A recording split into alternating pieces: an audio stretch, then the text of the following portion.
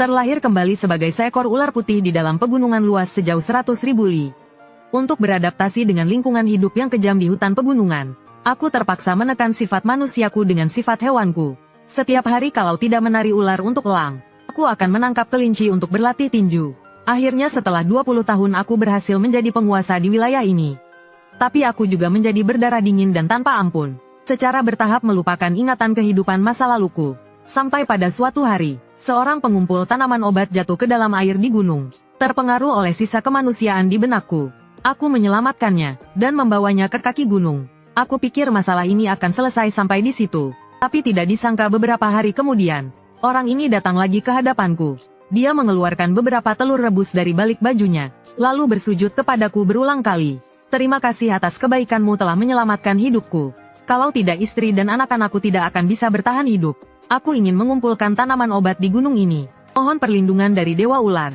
Mendengar itu aku agak terdiam. Aku merasa dia serakah dan tidak pernah puas. Jadi aku berbalik dan pergi. Namun pengumpul obat itu melihat aku tidak menggigitnya. Dia mengira aku menyetujui permintaannya. Sejak saat itu, dia menjadi pengunjung tetap di hutan ini. Setiap hari aku melilit di pohon besar, memperhatikannya mengumpulkan tanaman obat, merawat bibit tanaman, perlahan-lahan membangun sebuah kebun obat. Jika sesekali kami bertemu, dia akan duduk dengan akrabnya, berceloteh tentang banyaknya tanaman obat yang dipetik baru-baru ini.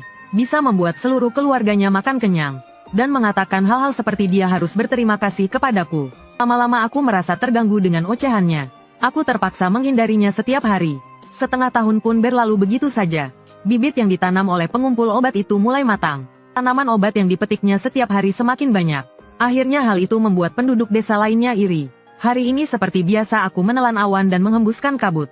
Setelah selesai berkultivasi, tiba-tiba merasakan ada 3 benda panas berbentuk manusia di kebun obat. Seketika aku sangat marah. Kukira si pemetik obat membawa orang masuk diam-diam. Benar-benar menganggap tempat ini seperti kebun belakang rumahnya. Jadi aku meluncur turun gunung dengan marah. Tapi tak disangka baru sampai di luar kebun obat, ku melihat si pemetik obat tersungkur di tanah dengan darah di sudut bibirnya.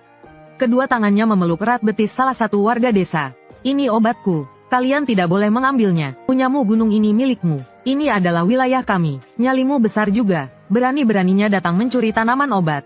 Sementara 2 orang lainnya dengan gembira hendak mencabut tanaman obat itu. Melihat itu si pemetik obat terpaksa melepaskan kaki pria kurus itu. Merentangkan kedua tangan untuk melindungi 2 tanaman obat yang paling berharga. Tidak mau menyerah meskipun dipukuli oleh ketiga orang itu. Melihat pemandangan ini, aku merasa sedikit aneh. Bertengkar hanya karena beberapa tanaman obat biasa ini. Apa itu sepadan? Saat aku sedang berpikir apakah harus melakukan sesuatu, aku menyadari pria kurus itu. Wajahnya sudah memerah karena marah. Urat-uratnya menonjol. Tiba-tiba mengeluarkan golok yang biasa dipakai untuk membuka jalan. Dan menebas punggung si pemetik obat. Golok itu sangat berat, dan tidak terlalu tajam. Tapi tetap saja meninggalkan luka menganga di tubuh si pemetik obat. 2 orang lainnya tercengang. Mereka hanyalah penduduk gunung biasa. Tidak pernah terpikir untuk membunuh sesama warga desa. Takut apa di sini hanya ada kita berempat. Siapa yang akan tahu kalian ikut memukul atau tidak? Dia ingin menyeret kedua orang itu bersamanya. Tapi setelah beberapa lama tidak terdengar suara apapun. Saat dia secara refleks menoleh ke belakang, dia merasakan lehernya seperti tercekik. Seolah-olah dicengkeram oleh sesuatu, disusul oleh rasa sakit yang luar biasa. Racun ular memasuki tubuhnya melalui leher. Bahkan pil dewa pun tidak bisa menyelamatkannya. Setelah melepaskan pria kurus itu, aku menjulurkan lidahku menatap 2 orang lainnya. Dan mereka sudah ketakutan setengah mati. Mereka lari tunggang langgang. Aku tidak mengejar mereka. Aku juga tidak merasa bersalah. 20 tahun hidup seperti binatang buas.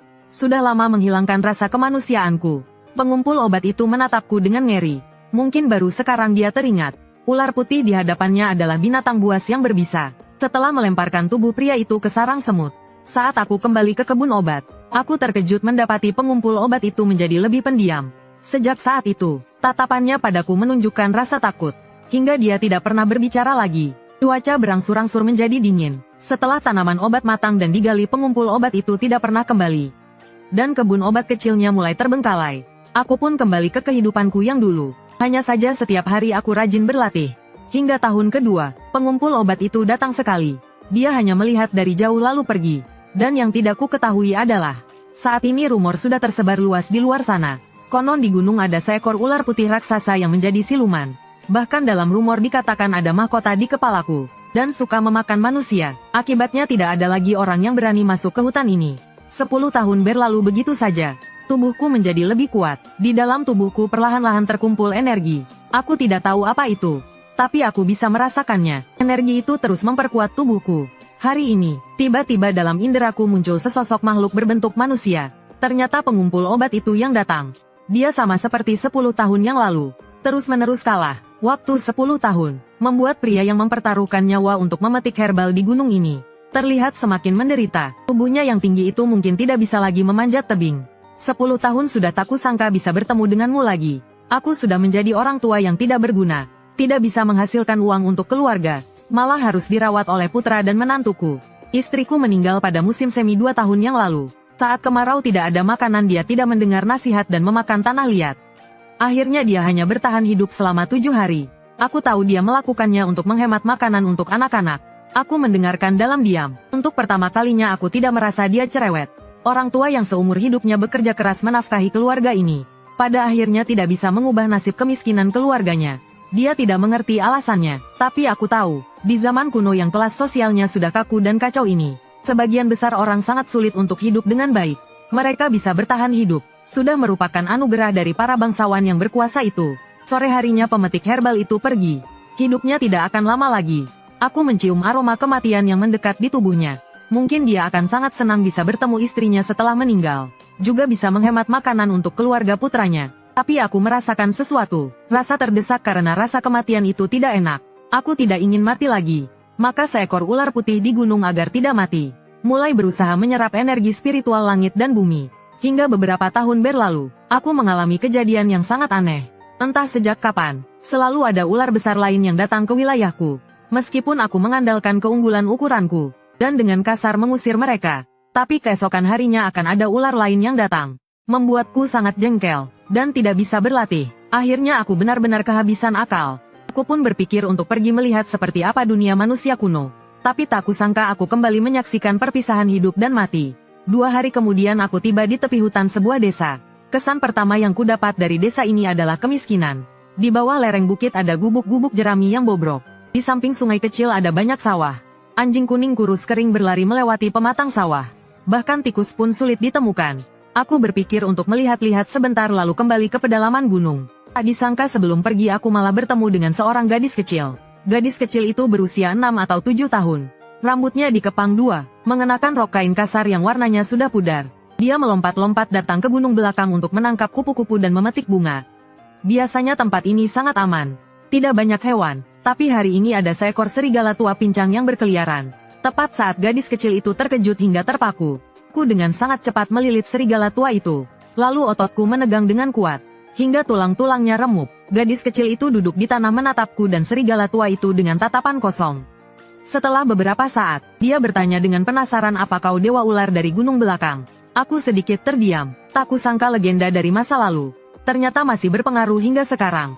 Aku menjentikkan lidahku 2 kali untuk mengiyakan. Mulut kecil gadis itu ternganga karena terkejut. "Kau bisa mengerti perkataanku?" Aku mengangguk 2 kali lagi. Gadis itu semakin terkejut, ada ular besar yang bisa mengerti bahasa manusia.